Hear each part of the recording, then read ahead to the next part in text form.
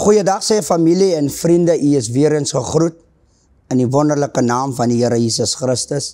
Die Here is op die troon en die Here het ons bewaar en die Here het ons uitgespaar. Kom ons lees vandag saam in die boeke van Lukas 15. Lukas 15 vers 18 en 19.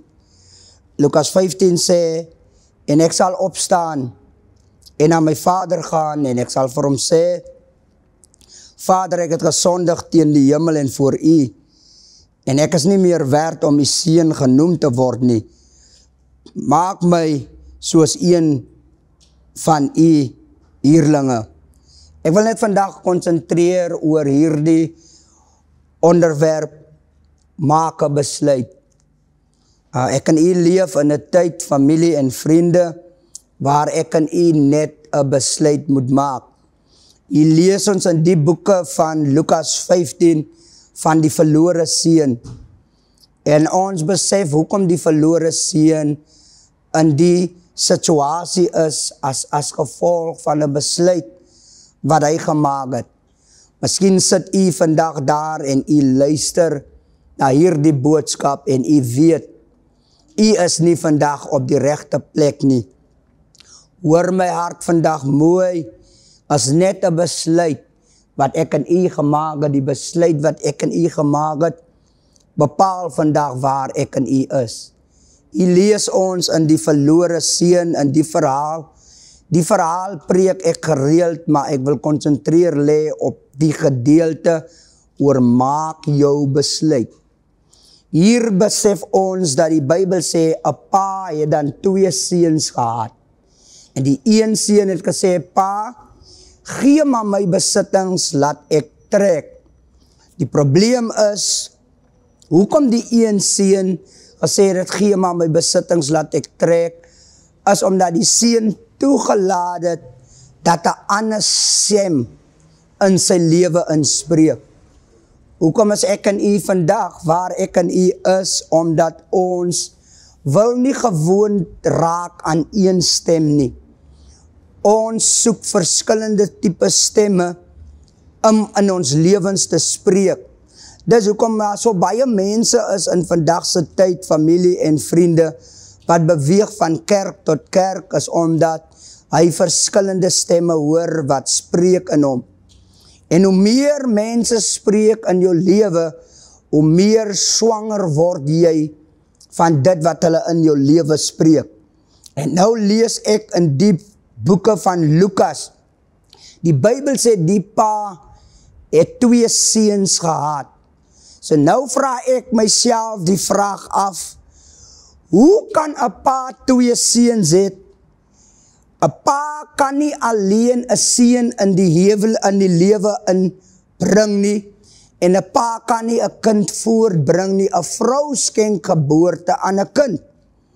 So waar was die ma dan in die verhaal? Hoekom sal die Bybel praat van die pa het 2 seuns gehad? En vat die gees van die Here my in by hierdie gedeelte van die skrif is, as gevolg miskien van die pa se gesindheid teenoor die ma, het die ma dalk besluit, sy vat haar pakkie en sy trek uit die huis uit. Ek en u luister vandag na die voice note, en ek en u staan op die punt om in te gee op die lewe, omdat ons het opgekyk op sekere mense en ons het ons vertroue gestel in sekere mense se lewe, en daai persone het in ons lewe uitgesterf, of hulle is nie meer in ons lewens nie, en ek en u maak 'n besluit om dan nou die Here te verlaat, omdat ek en u seer gekry het op die pad. Ek kom vandag terug en ek wil jou bemoedig, moenie die fout maak wat die verlore seun gemaak het nie, deur 'n verkeerde besluit te maak. Dit was nog nie sy tyd om te beweeg nie, maar omdat hy toegelaat het dat ander stemme in sy lewe inpraat. Dis hoekom Adam en Eva ook gesondig het, van God het aan Adam gesê. God het met Adam gepraat en die slang het na Eva toegekom. Die Here het met die pa gepraat om 'n pa te wees vir sy gesin, vir sy kinders, maar die vyand het ook ingekom in die seun se lewe, en die vyand spreek in die seun se lewe, en die vyand maak seker dat die seun in opstand kom teenoor sy pa. Die duiwel in die tyd, familie en vriende, hou nie daarvan om 'n familie gelukkig te laat sien nie. Die duiwel hou nie daarvan dat 'n familie gelukkig is nie. Die duiwel hou nie daarvan dat huwelike dit moet maak nie. Die duiwel hou nie daarvan dat jong mense die Here met 'n passie moet dien nie. Die duiwel hou nie daarvan nie. Hy sal altyd deur iets gebruik. Hy sal altyd deur ook spreek met jou om jou van fokus af te vat. Dit was nog nie hierdie jong man se besluit om sy goed te vat, om te trek nie, maar die duiwel het in die jong man se hart ingekom. Dis hoekom die Bybel sê, bedink, jy moet jou hart bewaar bo alle dinge. En die jong man sê vir homself, maar my pa het baie besittings. Ons skryf vandag se tyd dat mense meet sukses aan wat hy het, waar hy bly, wat hy ry, wat hy aantrek. En dan kyk ons te neer op hulle wat minder bevoorreg is, maar die duiwel is 'n leienaar. Ek wil hê ek en u moet konsentreer, ons moet vasstaan op, hoekom is ek vandag waar ek is? Hoekom is ek in die omstandighede waarin ek vandag is as gevolg van 'n besluit wat ek gemaak het, en die jongman het gesê, gee my besittings, laat ek gaan. Ek wil vandag vir jou bemoedig, jong man, jong dame, moenie voor die tyd gaan nie. Moenie voor die tyd jou besittings vat nie. Hoor my mooi, jong prediker, jy wat vandag luister, hoor my mooi, evangelis. 'n Evangelis is geroep om in die gemeenskap te gaan, om in die wêreld in te gaan en om die siele in te bring. Hoor my, moenie laat die vyand vir jou preek as jy evangelis is en hy sê vir jou, jy het 'n sterker woord, jy het 'n beter woord, jy het 'n meer volwasse woord as jou pastoor.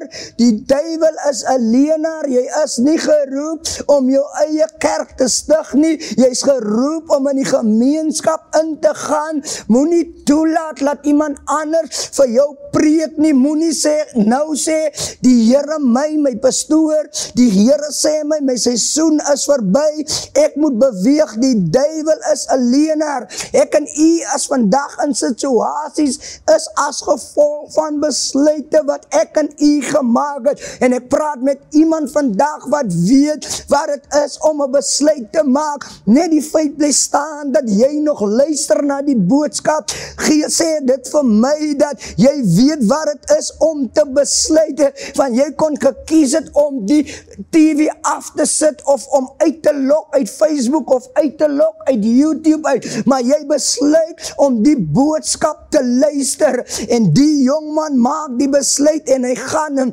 en die pa gee dadelik sy besittings vir hom. Die Bybel sê, en is nie lang daarna nie, het hy gegaan en hy dit alles hy het dit alles uitgegee, hy het alles verloor. Ek wil met jou praat vandag wat miskien net deur 'n besluit baie verloor het in die lewe, maar jy kan nog altyd sê waar jy sit op die ashoop, kan jy soos die verlore seun sê, en ek sal opstaan en na my Vader gaan, en ek sal sê, Vader, ek het teenoor u gesondig. Ek wil praat vandag met jou, meneer en mevrou, jy kan terugkeer na die Here toe. Al wat jy net moet doen vandag is om te besluit. Ek en u het gedink dalk, ek maak my ma seer, of my pa seer, of my pastoor seer, maar eintlik het ek die Here seer gemaak, en ek het myself seer gemaak. Maar die Here is nie 'n mensekind, dat hy dinge teen jou hou nie. Die Bybel sê, so ver as die ooste is van die weste, dink die Here nie aan jou sonde nie. En ek sê vandag vir jou, meneer en mevrou, al wat jy vandag moet doen is om 'n besluit te maak. Hierdie verlore seun sit op die ashoop en hy maak 'n besluit. Toe hy die besluit maak, toe sê hy, ek sal opstaan en na my vader gaan. Jy het al hoeveel keer probeer om dinge self te doen, om jou lewe reg te kry, maar doen wat die verlore seun vandag doen, deur te sê, ek sal opstaan en na my vader gaan. Die Here wag ek in u met oop arms. Die Here wag ek in u, hy weet van jou. En die Here weet dat hy jou geskape, en hy weet jy sal terugkom. Sê vandag vir jou, vandag maak ek 'n besluit om die Here weer aan te neem as my persoonlike verlosser en saligmaker. Hoor my vandag, familie en vriende, die Here het jou lief. Johannes 3 vers 16 sê, so lief het God die wêreld gehad, dat hy sy enige gebore seun gegee het, so die wat in hom glo, nie hoef verlore te gaan nie. Die Here roep jou familie, mama, papa, die Here roep jou jongman, die Here roep jou om op te gee, is nie 'n opsie nie.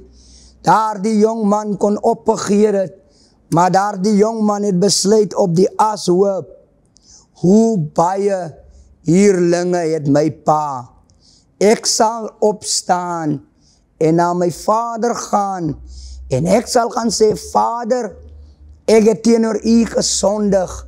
Die Bybel sê, toe die jongman sy besluit maak, en terugkeer na sy pa toe, het sy pa met oop arms verwelkom.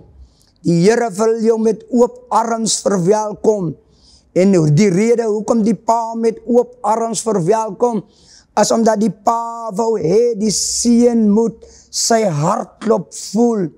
Dis hoekom sy pa hom gewag het met oop arms, want die Here, sy pa wil hom omhels het, sodat hy moet besef dat hy is nooit alleen nie. Die Here wag jou met oop arms, hy wil jou omhels, sodat jy moet besef, jy is nooit alleen nie. Al wat jy moet doen vandag, meneer en mevrou, jong dame, jong man, is sê soos die verlore seun, ek sal opstaan en na my vader gaan. Wat mooi is, ek sluit af familie, wat mooi is, die verlore seun het tot homself gekom. Jy kan nie jy kan alleenlik net na die Here toe terugkeer as jy tot jouself kom. Kom tot jouself vandag en sê soos die verlore seun, ek sal opstaan en na my vader gaan.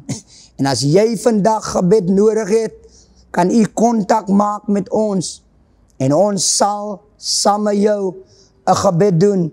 Daar's so baie mense wat die program luister en wat jou WhatsApp stuur, wat sê, Evangelist Nathan, bid vir my vir dit. Evangelist Nathan, bid vir my vir dit. As reg, ons kan vir jou bid, maar jy kan 'n besluit maak net daar waar jy is, om te sê, Here, I surrender. Ek kom vandag net so na die Here toe. En as jy vandag daar sit en jy wil die Here Jesus Christus 'n kans gee in jou lewe, en jy wil die Here aanneem as jou persoonlike verlosser en saligmaker, die Bybel sê 'n ontmoeting met die Here en jou lewe sal nooit weer dieselfde is nie. Wil ek hê jy moet jou oë toemaak en al agter my aan sê hierdie gebed. En dan kan jy die nommer kontak deur ons te sê. As jy jou hart vir die Here gegee het, dan kan jy saam met my sê, Vader, ek erken vandag dat ek 'n sondaar is. Here, ek vra vandag dat u my sondes sal vergewe. Skryf my naam in die boek van die lewe. Here, ek glo, u het gesterf aan die kruis, u is begrawe, en u het op die 3de dag opgestaan, en u sit vandag aan die regterhand van God, en u dien as ons hoëpriester. Ek nooi u vandag in my lewe as my persoonlike verlosser en zaligmaker. Amen. As u daai gebed gedoen het, familie en vriende, moet jy gaan getuig en sê, ek het 'n besluit gemaak en ek het die Here aangeneem as my persoonlike verlosser en zaligmaker. Die Here seën jou, die Here versterk jou, die aangesig van die Here gaan oor jou op. Lieflike dag. Amen.